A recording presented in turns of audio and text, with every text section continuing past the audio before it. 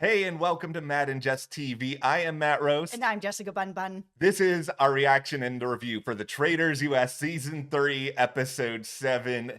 I feel like this is going to be quite possibly the most lively comment section of all time. And you know what? I'm here for it. Bring on your opinions, your hot takes, because I'm pretty sure we are going to have a pretty lively debate as to what happened with Boston Rob in this episode. Okay, already? Bye, Boston All Rob. right. Listen, he was just controlling the game too much for me to, as a viewer, be enjoying it. And I know that that's a hot take because lots of people have been enjoying watching him take control of everything. But, for me, I just wanted to see some other people come into play. Tom coming into play and actually making this all happen was not on my scorecard here. But really, Derek, you're the hero of this because you're really the person that took out Boston Rob. I mean, some people can say that he played himself. Some people are going to say that it could be Tom. But if he hadn't gone after Derek, who went after him, that was it. That was the play. Derek still won. Okay, you're going to come for me. All of you are going to come for me. I don't really think that was his big mistake. This is partially because I said last week in this video that I would go ahead and just take the shot at Derek anyway. And I can't get off of my hill, even though my hill may be a stupid hill at this point. I will try to defend him. The results are the results. I do agree with you, though, that this was time for Rob to go. I have enjoyed him here and there this season, but I really kind of felt like this lineup of traitors had run its course. There was nothing new that was going to come out of it anymore. And with Rob gone, I have no idea what's going to happen next. I have no idea who's the favorite to win now. Everything has been thrown up in the air. Yeah, it absolutely has. I'm still on Team Carolyn. I think that she can win this. Nobody's really looking at her except for Danielle. And Danielle is claiming that she's done with Carolyn. Is she? Maybe. I don't know. Who knows? But I think Carolyn has a really good chance of going to the end with this. No one's really suspecting her. The game that she plays, which is like, woo, I don't know where I am, I'm so crazy. It just works in this scenario because nobody suspects her and she doesn't have to explain her game at the end. She can just win. Okay, we're going to get so much more into that. I will also be agreeing with you a lot on Carolyn. I have a tinfoil hat theory like no other about Dylan, so keep your eyes, I guess your ears peeled for that too. But before... that Dylan talk's going to be interesting here. I feel it. Oh, I'm so ready for all the hate that's going to come my way after this video. Listen, you got to have takes. You got to take a risk to try to win the Traitors, even though I'm not competing in the Traitors and doing this video. But hit that subscribe button now. We are going to have so much more on the Traitors moving forward through the rest of this season, but also Survivor 48 coming in the near future. This week, there was a cast reveal for The Amazing Race, which we are diving back into. I am so unbelievably excited. It is my reality TV first love. I love The Amazing Race. I'm so eager to discuss that show again. We are also looking at coming back for Big Brother this summer, so hit that subscribe button, stick with us. Also, check out our Patreon. It's a great way to be able to help support Matt and I here at the channel so we can continue to bring you videos here that you're enjoying and loving. And we're also covering over there exclusively The Pit, which is airing on Max, and Prime Target, which is airing on Apple TV+. It is the only place that you can get those videos. So thank you so much to everyone who is supporting us. Thank you guys so much. And let's just start here. Since you brought up Derek, let's start by eulogizing Derek, because I come out of, this is such a weird take, but I come out of the Traitors in a way almost enjoying him more than I did on the season of Big Brother that he won. And he's still not my favorite person to watch in a million years, but he actually played a pretty good game this time around. He had one huge mistake, which is you got to be able to trust the right people on a show like this. Wes, you're great TV. I don't know. So good TV. I don't know if I can ever fully forgive you for the fact that you set all of this ripple effect in motion. If Derek had trusted somebody other than you with everything that was going on with Rob, Wes may still be there you may still be there. It's just that set the chain into motion. Yeah, I think he made a. At first, I had thought he made a bad move going to Dylan and dropping Rob's name as well as Brittany's, because Dylan did exactly what Dylan was going to do, which Mhm. is hide Rob's name and push out Brittany. Where I was just like, oh my God, like he's such a sheep. But Derek was able to zone in on that he is such a sheep and that he is going to go and start saying something out there. And it was enough then because people really trust Dylan. Yeah. So that even as Dylan was like, oh, I'm going to kind of hide Rob's name, that Yeah. didn't end up happening after all. Tom coming in here such as a wild card and Yeah. it's just like, yeah, I'm here talking to Dylan. I'm here talking to Rob. And while they're trying to push Brittany, Tom is just like, no, this doesn't make any sense anymore. It is you, Rob. Like, how many times are you going to go after somebody who's then going to get murdered or banished? Like, it's enough. And if Tom is here saying something, I hate to say it, but it's just like, it's time to listen. He's right. How many times is this going to happen where Rob's going to be like, I'm being framed. Okay, I'm not good at this. Hey, Okay, I'm thank you. being framed. There you go. Hey, I'm being framed. Don't pay attention to the fact that I'm going after everybody and they're all going. It's so obviously him at this point. I never thought I would be saying Tom Sandoval is right about anything. I mean, here's the craziest thing about all of this with Tom. It's that I will give him credit for this move. He deserves credit for this move. So does Derek. Derek deserves some credit posthumously. You know, congratulations, Derek. You did something even though you got yourself eliminated. Listen, if Derek hadn't started this ball rolling, if he hadn't went and said it's Rob and started to like do it in a more quiet way to be like, hey, trust me, it's Rob, it's him. You got to look at this. If Rob had put his ego behind him to be like, okay, I'm not going to go after Derek. Going after Derek was the worst move. I feel like he might have been able to skate by at least another week or two if he had just let that go. But because of his past, going after Bob, any person going after Wes, anyone that went after him, if he had just let this one go, he would have still been there. Okay. I put on my hard hat here.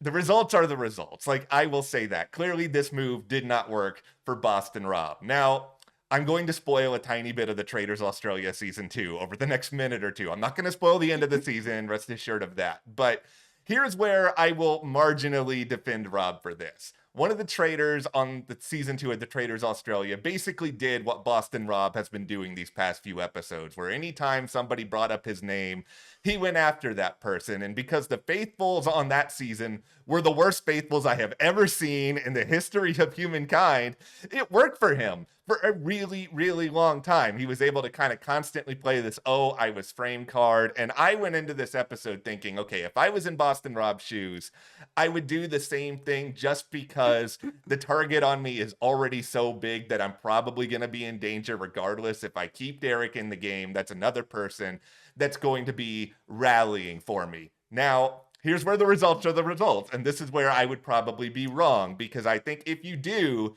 keep Derek in the game at this point, you do sort of have this potential that maybe it's Dylan or maybe somebody else can steer Derek off of you and get him onto Brittany because he already bought on Brittany's name. I think the real risk in keeping Derek is that he's so stubborn, he's going to push for you to leave regardless. That's why I understand the move, but the move did not work. The difference with the Australian version is that this person doesn't have the same history that Boston Rob is going into this game with. Boston Rob is going into this game playing Survivor an unhealthy amount of times. He is just somebody who is a legend, who is a gamer, who is an icon, someone you can't trust already, where some of the international versions are having people on it that nobody knows. You don't know what their history is. So you can play that game where you're like, oh, I'm being framed, because nobody knows who you are. Boston Rob going in and being like, oh, I'm being framed. It's like, stop it. We've all watched your million times on Survivor and we know what your game is. And that's the difference.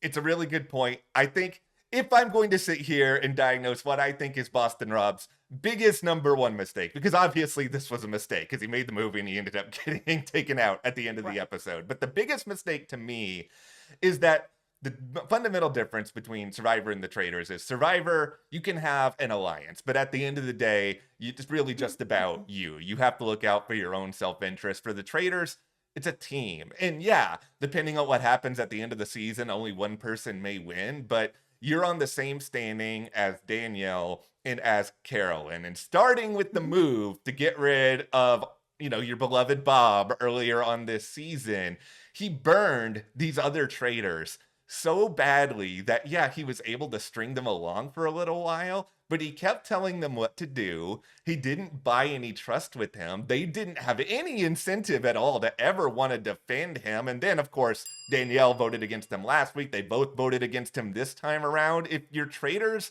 are not on your side at all, you're not giving yourself a chance. And that's why Bob's Survivor game does not translate well to the Traitors game. No, he didn't give Danielle or Carolyn any murders. It was every person that he wanted went. And at that point, the other two people on this team are not going to stay on the team with him because there is no team. This is the Boston Rob show. And it typically is whenever he's on a reality show. He's a big personality. He's a big game player. That's why so many people love him and enjoy watching him, because he is a big gamer, a big personality, and he'll make big moves. But this one, you went up against Derek and you lost. You flew too close to the sun, as you said you like to do. And you can't just have a trail of bodies behind you that are all linked to you.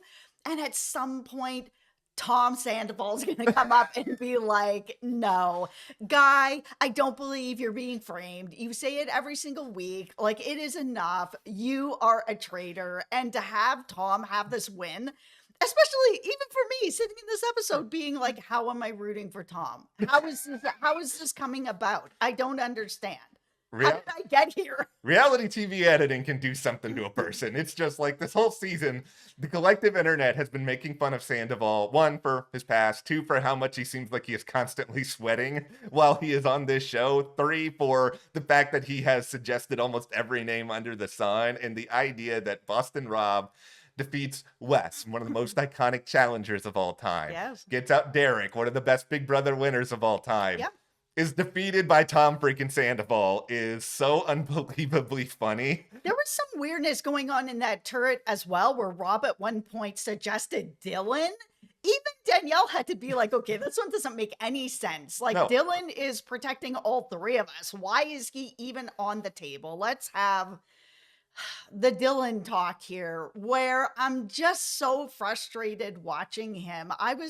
This season, I started out feeling really good about him, but as he became a Boston Rob sheep, I just was getting really kind of over it. And it reminded me a lot of season 1 of the show, where it was half regular people and half people who are famous, where all the regular people were just kind of like starting to fanboy and fangirl over the, Survivor players and everyone else that was there. Dylan just, I hate to say it, isn't famous enough for this show. At this point where he is on this show just, oh, I'm such a fan. It's just like, oh man, you needed to not be here. I mean, Sam is also not really famous enough for this show, but for some reason he's just not fanboying over anybody, so it works out. But having people on here that are just fans, it's just so frustrating to watch, because at the beginning of this, Dylan was really intuitive and he was really like on it and figuring things out. And then Boston Rob came into the game and all of a sudden his hat is backwards. Anything Boston Rob says, I was like, oh my goodness, stop it. Okay, I'm going to present 2 schools of thought here. There is the logical school of thought, and then there is, it's been a while since we ventured into Matt's delusional ice cream parlor, and we're going to be paying a visit there for my second school of thought. Okay. Does it involve voting for Gabby for no reason, just throwing away his vote, just setting it on fire? I'm going to pretend that didn't happen. Okay, so All right, the all first right. logical school of All thought right. here is that you're right. Dylan is a sheep. He played a good game. He got sucked into Rob's vortex, and now he's completely lost, and he may not end up going anywhere with this. I mean, maybe he'll stumble into a win. It's hard to say. The right way to play the Traitors is still kind of very ambiguous. Yeah, I mean, Danielle and Carolyn can just, bring him in as their sheep now. Okay, so I brought this up before about this idea that maybe Dylan was just playing the game quietly, that he knew that Boston Rob was a traitor. He was going to get to the end and he was going to red bag him. And that Yeah. was going to be the way that was going to redeem Dylan for me. I've been hoping for this for weeks, that is what the gameplay was going to be. But the minute that I saw him get this information from Derek and then go straight to Boston Rob and give him this information, I was just like, if this is the game he's playing, have the diary room where you tell us, the viewers, that this is what you are doing and that you are not just down the hole with Boston Rob doing whatever he wants. At least share that information with us so we know what you're doing, because it doesn't look like that from the show's edit and perspective. It just looks like you're a sheep. Well, this is why we're going to my delusional ice cream parlor here for a moment, because I think it's still possible, because my delusional take on all of this is that I don't know if the Traitors as a show wants people out there watching to think that people on the show are playing this way, because they never seem to ever present this on the show in the edit. Somebody saying, oh, I'm keeping this person around because I know that they're a traitor. And I'm sure that there are people out there, contestants on this season or past seasons, who are going on social media and being like, oh, I knew this person was a traitor. It's like, okay, cool. It's great that you can say this after the fact. I don't treat any of this as canon. Like, I've even heard some scuttlebutt that, oh, maybe Brittany knew that Danielle was a traitor. And it's just like, okay, great. But the show is not presenting any of this to us. And I don't know if that is nobody's playing that way, or if this is just an instance of they don't want us to see that and really think about the game being played that way. I think it's possible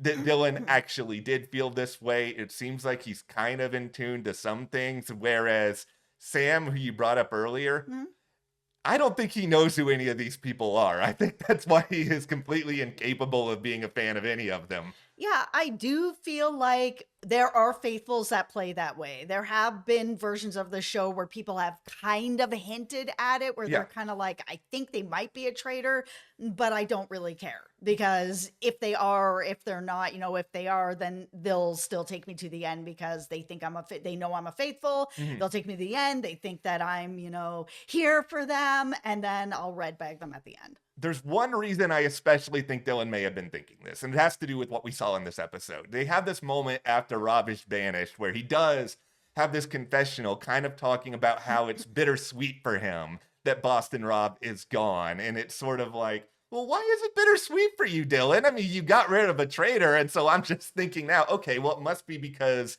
you saw strategic value in keeping him around. And so that's the delusion. I may just be caping too much for Dylan because I've said I'm kind of rooting for him, but that's where I am. Take it or leave it. Yeah, I mean, it's definitely possible that is why he's saying that, but I think he's saying that because he's such a fanboy and he wanted to play with them, and that's just the way that it is. Yeah. I haven't seen anything else to tell me otherwise. That minute that he went straight to Rob and was like, this is what Derek told me about you. Don't worry about it. I got you. I'm not telling you. I said, oh my God, just stop it. Just, can somebody banish him? Here is I feel like I need to do a proper farewell to the Boston Rob impression in these videos because I don't know if the ghost of Rob is going to be coming back. So for all of you who like terrible impressions, I will say goodbye with what Boston Rob should have done over these past few weeks. Hey, Carolyn, Danielle, I'll do whatever you want. I know what my reputation is. You want to get rid of this person? That's fine. Let's do it. I'm not a sucker. I'll play whatever you just have some humility, man. Like, do whatever they want. You will stay in the game a little bit longer. It would be all fine. I'm gonna miss that. Okay, but the funniest thing about my Boston Rob is it's only halfway decent when Rob is kind of recently on a reality show. If he's gone for a long period of time, I just suddenly suck at it, and there's no way I can pull it off. Oh, I will say this. There's one moment I found incredibly endearing with Rob in this episode. it is during the challenge, which we'll talk about a little bit more. Boston Rob becoming a dad really has softened him up on some level, and Yeah. he's got many daughters. And I was just watching him with Sierra in this and him just sort of being like, "Hey, what's your favorite dessert? Where you gonna take me in New York?" It's like, look at you being such a dad and trying to take care of her and make her feel okay. I love that. It was Yeah. it was easily my favorite moment of this episode. It was so cool to see him really softened up like Yeah. that, helping her through it. This whole challenge though, oh my god. Chriselle lasted 15 Yeah. seconds longer than I would have in that challenge. Like, no, miss me with that. I was getting a headache and an itchy infection from here. It was just so bad. I hated every minute of it. The snakes are fine, but those like mealworms and maggots, I'm a former funeral director, so like I've had maggots in my life for real. But like I can't even deal with it in being in that profession, let alone dumped on my head. And having people put their hands in the box, I have always hated this type of a challenge. But I will say that the part of the challenge that I love and I wait for every single season is for them to go into the cabin and have bugs dumped on their heads where they're all just screaming at the top of their lungs. So that part of the challenge I was like here for. I really liked all the bugs in Tom Sandoval's hat and them just kind of all staying there for a long period of time. I will say this. And this is not me acting like a tough guy. This is just based on very situational evidence. I think I could have done this. And the reason why I think I could have done this, I'm not afraid of scorpions. I'm not really afraid of millipedes. I think I can handle. No, miss me with that. I could handle the mealworms. I don't have any problem with snakes. I lived next door to somebody who had a boa constrictor, and he would run around with his boa on his neck, and I'd put it on. So I'm fine with all of that. If they had put tarantulas in there, no, I am done. The moment I see them, I am not just leaving the challenge, I am leaving the entire room. And I know this is hypocritical because tarantulas aren't likely to bite you, but for some reason, I'm more afraid of them than I am at times spiders that can actually hurt you. So it's like, that is my Achilles heel. I would have been gone if they brought that. I think I could have survived otherwise. Yeah, no, anything that has like a million legs or looks like a worm or a maggot or anything like that, I'm out on. The snakes would have been fine. Scorpions, I'm kind of indifferent to, but no, this would not have been the challenge for me. Like I said, Chriselle lasted 15 seconds longer than me. As soon as they brought out the boxes, I'd be like, I know what's going on in this, and I'm absolutely not here for it. I am not going to have worms crawling on me down my top, like in places I don't need. No. I was pretty impressed that as many people actually made it through this as they did, because this is not easy. Like, it's easy for me to sit here and be like, oh, I think I could have done it. But then you're in that moment that's crawling all over you. Like, that's really, really hard. No, I'd be a flop at this. Anybody who picked me as a partner made a mistake. Yeah, I at least appreciate the fact that I like the visual of this challenge a lot. Yes. It didn't feel like one that I have seen a direct copy of on another version of the show immediately. And there have been some on this season that are just basically the exact same on the most recent UK season. And I'm just kind of like, okay, I know most people don't watch both of these shows, but it's a little bit repetitive for me in that way. Okay. Yeah. Let's talk about who's up for murder, because we haven't seen who's going to be going home yet. No. So who do we think is going home? It is obviously not Carolyn. No, it's not Carolyn. Who is it gonna be? Okay, so quick rundown here. The people who are in danger are Dylan, Sandoval, Chriselle, Dolores, Gabby. They're the 5 who are currently vulnerable. And obviously what makes this so interesting to me is that Danielle and Carolyn cannot agree on anything. And just because Boston Rob is gone, that doesn't mean that that's going to change. I think that it would actually benefit the two of them to combine their powers, try to find a way to figure this out at this point, because sure, you can bring somebody else in and try to recruit them, but you don't know how that's going to go. And if you two go at each other, you're kind of destroying each other along the way. Carolyn is right. Like Carolyn said, I know Danielle was like, okay, it's us. You got to trust me. I'm going to show you whatever. And, it's you and me. We're number ones. And Carolyn's like, not before Brittany. And she knows that she's not before Brittany. She knows, like, Carolyn is not a dum-dum. And she, I think, therefore, is going to protect Gabby. Because I think Gabby is very close to her number one. Yeah, and this is where if I am one of these two traitors in this situation, I would take out either Gabby or Dylan. And I think it really kind of comes down to the idea that both of them of this group, yes, Tom Sandoval did manage to help get rid of Rob, but he's also thrown 100 people under the bus at various points. I'm just going to assume that, okay, Sandoval, you got lucky in this instance. I'm fine. Nobody's suspecting you of anything. Chriselle, I would consider it. I wouldn't consider Dolores, really. I don't really see the value in that. I would get rid of Dolores or Chriselle. Chriselle's just going to go after Tom every single week as a throwaway vote. She's not a vote that you can use for anything. Yeah. She's the person to really go. You might be able to work with Dolores a little bit, but if not, that's fine as well. But for Carolyn, she needs to keep Gabby. Gabby is going to keep her safe. Yeah. Dylan is going to keep both of them safe. Tom is just such a wild card. Nobody really cares what's going on with him. He's not a threat to either of them. I think it's just get rid of Chriselle. She's just not there for the game in the way that they need her to play. They can't control her vote. She votes for Tom every week. It's just ridiculous. I keep oscillating back and forth with like how I feel about this because on a gameplay level, it's extremely frustrating. And I know Chriselle is capable of so much more than this because I know she likes a lot of these reality competition shows, but I understand that everything that Tom has done in the past, and I know that Chriselle is friends with people who were involved and it's personal on that level. So I'm not going to sit here and be like, don't play an emotional game, but it is frustrating on the outside looking in. If you're just watching the Traitors in a vacuum, it's not effective to point the finger at the same person every time when it's so clear that that person is not a traitor. No, she's in there doing this for the past and her friend to be like, see, I went on there and I voted for him every single week, no matter what. It's like, okay, well then what are you here for? Well, like, you're not playing the game. You're here to just prove that you're a good friend. Great. Why are you on this show? Like, you don't need to be on the show to prove that you hate Tom. I am a little surprised that after Rob went, we're going immediately into, okay, there has to be a murder. They're not allowing them the opportunity to try to recruit somebody at this point, because I'm sitting here being like, okay, if I am Danielle or if I'm Carolyn at this point, yeah, I know that you guys have trust issues, but you know what would be really effective for the two of you? And we have seen this on a million Traitor seasons under the sun.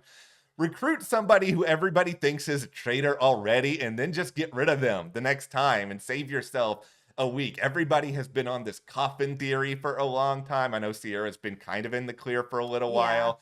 Recruit her or recruit Brittany. I mean, Brittany was a target on this one. Bring in Brittany. They could just get rid of Brittany and then the two of you are fine. Carolyn is never going to bring in Brittany, and she shouldn't ever bring in Brittany. The minute that they bring in Brittany and Danielle are just going to get rid of Carolyn. That just ends Carolyn's game entirely. Carolyn will never agree to it, and she shouldn't. You know, talking about Chriselle playing an emotional game, I'm playing an emotional game now because Danielle and Brittany working together, when there was everything that happened on Big Brother Reindeer Games, it broke my heart because I was just watching it at the time and being like, you are two of my favorite people who I love to watch on these shows. I don't like the idea of there being hurt feelings, and just the two of them coming together in this episode after so long and like getting on, it made me so happy. I was walking on sunshine, and I'm sorry, Carolyn. You have to be now a casualty of my hopes and dreams of Danielle and Brittany working together for the rest of this game. I'm sorry. I like you, Carolyn. Bruh, no way. Daryl, listen, oh my goodness. Danielle has played such a bad game. It has been such cack. It has been so difficult to watch because Danielle was my choice going into this, where I was like, oh, she's going to win this game. This is going to be a breeze for her. And I know that it's a very different game than Big Brother. Yeah. But she's just so smart and she's so social and she's so likable. And I just felt like she was really going to be able to play this game. And she has played it so badly that I just can't root for her to end up skating to the end based on making an unhealthy amount of mistakes. It just doesn't, it's not going to feel satisfying to see her win at the end. Brittany can't come in and like carry her to the end. Okay, I don't think Danielle is going to win because, like you said, she has made a ton of mistakes. I mean, I would like to see her at least turn it around a little bit. The problem that I have right now is even at this past roundtable, I think she made a pretty big mistake there, and I don't know if any of them caught it, and I don't know if I'm paying attention to it more just because I'm very attentive of what traders are doing. But she said when she cast her vote for Rob, I know that Brittany is a faithful. I would never say I know if I am a traitor at the round table because then everyone's like, how do you know? I would say, I feel strongly that Brittany is a traitor. It's like that little word choice matters a lot. And I don't know if anybody in there caught it. I think Danielle's biggest mistakes that no one is paying attention to is how she's handling herself when she's not under fire. Like people are paying attention to the crying, and in most cases, the crying is over the top. This one makes sense because her and Derek are friends outside the game. This one. But whenever she is upset about something, she's sitting there shaking and shaking her leg and like really uncomfortable in a way that's very obvious. And she was doing it at breakfast and she was doing it at this round table as well. Shaking. I just feel like at that point she's giving herself away way too much. Yeah, and well, this is why it's really hard for me to imagine Danielle ending up winning this game. She shouldn't win, and it hurts my heart. I hate saying it. But she shouldn't win this game. I am just thrilled that as just a longtime Danielle fan, I'm glad she's still there. But there is, I have 2 more thoughts on this episode, and I forgot. Actually, Boston Rob, you are going to get one more comeback here. Here we go. Danielle, you're playing a terrible game. Shut up. Like, okay, this is a big pet peeve of mine. Right, okay, here's the thing. It's okay for us to say that Danielle is playing a terrible game because you know why? We're not actually playing the game. Rob, she beat you, regardless of whether or not you think she's playing a good game. She beat you. So it is always really annoying to me to have to listen to somebody be bitter when they're in their interviews afterwards and being like, this person's playing a bad game. He wasn't that high on Carolyn's game either. And it's just like... Carolyn's playing a good game. Carolyn's playing a good game. So it just came across to me as sour grapes, as opposed to Derek, who I thought was really, really classy heading out the door for a guy who had this aura around him of this legend coming into this. And there's always a risk. This is why, regardless of whatever anyone thinks about Dan, I have a lot of respect for Dan coming back and trying to play again because there is that reputation on the line. And then nobody thinks of Dan as being as great anymore. And that makes me really, really sad. And Derek, his reputation was on the line. Good for you for coming out, being classy on your way out. That just annoyed me a little bit with Rob. Yeah, Derek's reputation was on the line, and I think that he can hold his head up high walking out of this. I think that he was exactly right on everything about Rob, including the fact that they made the choice not to bring him in the game, and then Alan waved his magic wand and was like, you're a traitor now. And I mean, I don't know if any of us really believe that. I think Rob was going to be a traitor no matter what. But he laid out such an amazing just discovery of all of his evidence and why it was like this. And even going out the door, the choices that he made, talking to Dylan and dropping the names and the way that he did it, I think he can walk away from the game still feeling like a legend, even though, he's not my favorite player, but he is a very good player. Yeah, he is. And he deserves respect for that. Okay, here is my last thought. And I was thinking this for the entire second half of this episode. So I'm going to make a plea here, whether it is to the costume team on the Traitors or to Brittany, because I do not know who supplies the outfits for this show. But Brittany, is there an adult male version of that light blue sweater you had on in the entire second half? That looked so comfy. That looked like you were just walking around getting hugged by the sky. I want a sweater like that. So Traitors production team, send me the adult man version of Brittany's sweater. I will wear it in the next video for the Traitors. This is never going to happen. Yeah, it feels like they are supplied with something. I mean, Tom just happened to have a kilt that he brought with him. I mean, it's possible, but like, I don't think so. The clothes are all really good, but just very good. That sweater. I mean, come on. It looks so soft. Oh, yeah. All right. I'm done with Brittany's sweater. And that's what we have for the Traitors US Season 3, Episode 7. Let us know what you thought about this episode, what you thought about Boston Rob's moves, and who are you actually rooting for next? And also hit that subscribe button. You can support us further by joining our Patreon. We've got that link in the description below. We're covering exclusively there, The Pit, as Yep. well as Prime Target. Thank you so much. We'll see you here next time.